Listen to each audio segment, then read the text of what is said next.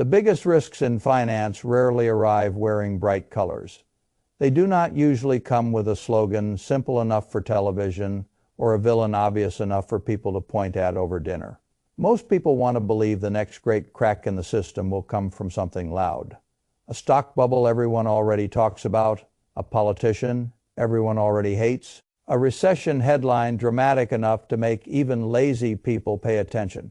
I have lived too long to trust that instinct. The really dangerous things in markets are often quieter than that. They sit in plumbing and funding chains and assumptions that became so familiar, nobody remembers they were assumptions. That is where I would tell any serious investor to look now. Because if you want to understand why mortgage rates keep refusing to behave, why the market can look calm and then suddenly twitch as if it touched a wire, why the Federal Reserve can talk about easing and yet financial conditions still feel tight, you have to go deeper than Washington. You have to go into the structure. And when you go into the structure, you begin seeing a pattern that should make any adult more serious. The problem is not one thing that is the first mistake people make. They want one enemy, one explanation, one headline they can memorize and repeat. I do not think that is how the next real accident comes. I think it comes through interaction, private credit, artificial intelligence, infrastructure, geopolitical stress in places that touch energy and chip supply, and a banking system that still has more hidden exposure to fragile corners than it likes to admit. Any one of those by itself can be explained away. Together they begin to look like kindling. That is what concerns me. I am not saying this because I enjoy dark predictions. I have never gotten rich by forecasting disaster theatrically. I got rich by trying to understand where value really sat and where fragility really sat, then behaving in a way that let time work for me. This is no different.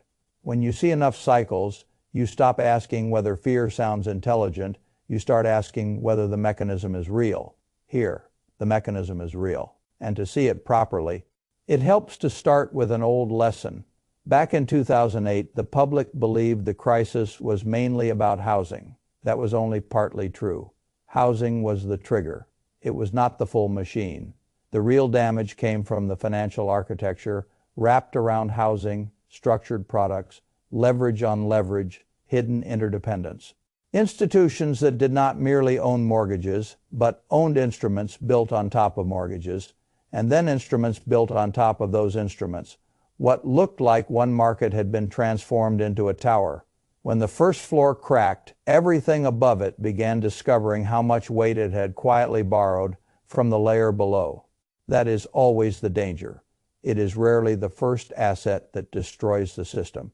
It is the architecture built around the asset. People forget that because they like simple morality tales, greedy homeowners, loose lending, bad bankers, all true in fragments. But fragments do not teach the lesson well enough. The real lesson is that complexity amplifies shocks. A fragile structure can turn a localized loss into a system event. That is what happened then. It is also why I am paying attention now, because we have built another structure the public barely understands, and public misunderstanding is one of the favorite habitats of financial risk. This time the center of gravity is private credit. That phrase sounds sterile. It should not. It now sits behind a remarkable amount of corporate borrowing, institutional yield chasing, and more recently, the giant appetite for artificial intelligence infrastructure. Years ago, when rates were pinned down and money was cheap, investors started reaching. That is what human beings always do when normal returns feel insufficient. They reached. Pension funds wanted more yield. Endowments wanted more yield. Family offices wanted more yield. Insurance money wanted more yield. The public markets did not always provide it. Banks, facing their own regulatory pressures, could not always lend where borrowers wanted capital most aggressively. So private credit stepped into the gap. At first, the story sounded sensible. Banks were becoming more selective. Alternative lenders would fill the space. Capital would flow where it was needed. Borrowers would pay more for flexibility and speed. Investors would earn more for supplying money to places banks no longer wanted to touch. There is some truth in that story. That is why the structure grew. Bad ideas rarely grow without at least one good sentence supporting them. Then came scale. Scale changes everything. Once a sector becomes large enough, the demand for deployment takes over. Money that has been raised must be put to work. That is when standards begin to drift. Not always openly, quietly. A borrower once rejected becomes maybe acceptable. A covenant once demanded becomes negotiable. A valuation once questioned becomes assumed. And because these assets do not trade like public stocks every second, they can look calm even while stress is building underneath them. That is one of the dirtiest little comforts in modern finance. If something is not marked harshly every day, people confuse silence with safety. A man looking at a slow-moving private mark feels more stable than a man looking at a public stock chart flashing red and green all day. That is understandable. It is also often wrong. Silence does not prove safety. Silence may only prove that nobody has been forced to price the pain honestly yet. Private credit lived in that kind of silence for years. Then it became tied to the largest capital spending rush of this decade, artificial intelligence. Now here again, people want an easy story. They want to say AI is a bubble, or AI is the future, or AI is overhyped, or AI changes everything. I dislike arguments that broad. I prefer looking at the bill, who is paying, who is financing, what assumptions are being made about demand, what assumptions are being made about utilization, what assumptions are being made about power, chips, cooling networks, and lease commitments. The AI boom is not merely a software narrative. It is a physical build-out data centers, power, networking gear, cooling systems, specialized hardware, land, fiber, cloud capacity, and a great deal of money required before the hoped for economics become visible. That matters because physical build-outs are not financed with poetry. They are financed with contracts, debt, counterparties, and assumptions. Some of those assumptions may turn out wonderfully, some may not. That uncertainty becomes more dangerous when private credit enters the room, because private credit often likes structures that keep long obligations from looking too ugly on corporate balance sheets. The public may still focus on the AI headline. The more interesting issue is how much of this expansion has been supported by financing that depends on confidence holding. That is where fragility begins. The average person hears that a major technology company is funding data centers and imagines that because the company is large, the structure must be sound. That is lazy thinking. Large companies also optimize. They look for off-balance, sheet relief, flexible lease language, cancellation rights, partner financing, and all the usual tools that make big capital commitments look less suffocating in the present. That does not make them evil. It makes them rational. It does mean that the ecosystem around the build-out may contain more hidden stress than the headlines suggest. If the growth curve softens a little, if demand disappoints a little, if utilization lags expectations a little, or if the next jump in model capability takes longer than the market wants, the finance behind the infrastructure can suddenly look less comfortable. Again, none of that requires AI to die. It only requires capital to have run faster than certainty. Markets do that all the time. Now add another layer, Iran. People are tired of geopolitics until geopolitics touches the price of what they use every day. Then they remember that maps can matter. The immediate concern around Iran is not merely military theater. It is what prolonged stress in that region does to energy. Higher energy costs raise many costs: transportation, manufacturing, input prices, confidence. The whole system gets a little more expensive. That alone is unpleasant. But there is a second-order effect many people do not see. Some parts of advanced manufacturing depend on industrial processes and materials linked indirectly to energy and refining chains. Disruptions there can ripple into the cost structure of already expensive technological build-outs. Now the AI chain gets hit from another angle, not only financing stress, but potentially rising physical cost. This is how systems start talking to each other. A person who looks at each story separately remains calm too long. A person who looks at interactions gets serious earlier. Then there is Taiwan. Again, I do not enjoy rehearsing invasion scenarios for entertainment. Most of the time, those conversations are lazy substitutes for real thinking. But if you are going to discuss the AI build-out honestly, you cannot pretend the semiconductor choke points do not exist. The global chip chain still runs through places where geopolitical confidence is not a permanent law of nature. If tensions intensify enough to affect production, insurance, shipping, lead times, or the willingness of capital to finance the next layer of capacity, the consequences do not stay local. They move straight through valuations, inventory assumptions, and corporate spending plans. That is why I keep saying this is not one story. This is what happens when private credit dependence, AI capital intensity, Middle East energy risk, and Taiwan semiconductor concentration begin leaning on each other. Each one alone can be managed. Together, they create a structure with less tolerance for disappointment. And disappointment is exactly what markets tend to deliver when the public begins believing a smooth path is normal.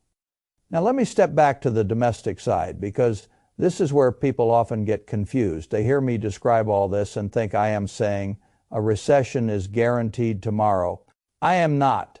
Timing is a vanity game in macro. I do not play it unless I absolutely must.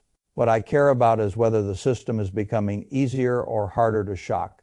It is becoming harder to absorb shocks.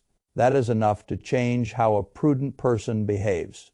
Look at the labor market signals. They are not catastrophic, but they are not singing weakness there matters, because spending always looks durable until employment begins to crack in a way people can feel. The public consistently makes the same mistake. It goes to the mall, sees people spending, and concludes the economy must be strong. People spend right into recessions.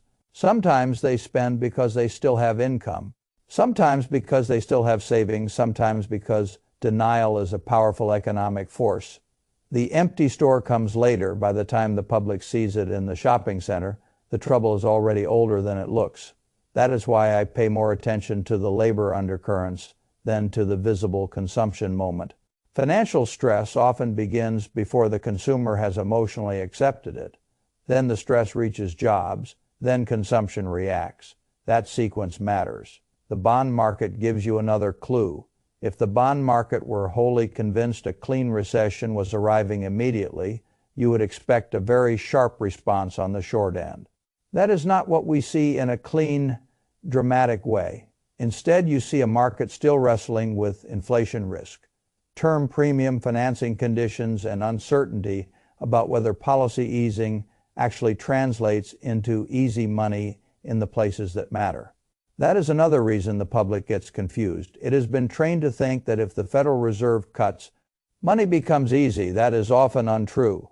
The front end may move, the long end may remain stubborn, credit spreads may behave badly, financing channels may stay clogged, mortgage rates may stay higher than households want, private assets may still refuse to clear honestly. That is how a system can feel tighter than the policy headlines imply. People want one lever. Real markets use many, and now we arrive at the heart of the matter. What makes all this potentially worse than 2008 in one important respect is not that the losses must be larger in absolute terms. It is that the financial system is now attached not only to synthetic credit chains, but to real world constraints that cannot be solved by spreadsheet optimism alone. Power, water, land, chips, supply chains, energy routes. In 2008, the system cracked around housing finance and a web of engineered credit products. Today, we may have a structure where credit engineering sits on top of physical bottlenecks. That is not easier. That is harder. A mortgage security can be repriced. A missing transformer or constrained power grid cannot be wished away with a central bank speech. A semiconductor bottleneck cannot be solved by slogans. A geopolitical shipping disruption does not care that a fund model assumed gentle continuity. This is where I think many sophisticated people underestimate the risk. They are still thinking in purely financial shock language. But if the financial layer and the physical layer start reinforcing each other, the room for error narrows quickly. That is not apocalyptic talk. It is just systems thinking. Now, if you ask me what I would actually do with this understanding, the answer is not glamorous. I would not try to stage a theatrical collapse trade with my whole life. I would not turn every market dip into proof that the end has arrived. That sort of behavior destroys more wealth than it protects. What I would do is make sure I am not dependent on perfect conditions. That is always the right first move. when the system becomes more fragile. Too much debt, too much leverage, too much option speculation, too much concentration in assets that require cheap capital to justify current prices, too little liquidity, too little cash flow. Those are the weak points people should fix. The investor or household who feels constant anxiety usually thinks the anxiety is caused by the news. Usually it is caused by the structure. If you are anxious, look first at your own exposure. How much leverage? How much debt? How much margin? How much income stability? How much cash buffer? How much of your net worth depends on the same macro story continuing? That is the adult way to respond, not with panic, with diagnosis. I have written this to myself more than once over the years in one form or another. If you are worried, your structure is talking to you. Listen before the market speaks louder. A person with modest leverage, real liquidity, strong income, and productive assets can survive a lot of headlines. A person with too much debt, too much risk, and too little cushion can be broken by a headline that is not even ultimately that important. Structure decides what news does to you. That is the lesson. If I owned assets I still liked fundamentally, I would not sell them merely because some journalist or analyst found a colorful way to describe risk, but I would absolutely examine where fragility has been growing. Private credit exposure through public asset managers, highly leveraged financial names, weak small and medium-sized businesses dependent on expensive floating rate financing, companies trading at heroic valuations with no margin for cost overruns or slower adoption, businesses dependent on endless cheap capital. Those are the areas where I would want to be especially honest. Honesty is underrated in markets, especially when narratives are fashionable. The AI boom created a great many real winners. I do not dispute that. It may create many more, but booms also attract loose financing, copycat spending, bad underwriting, and assumptions that the next 5 years will be kinder than history usually allows. I never trust kindness from history when capital has been rushed.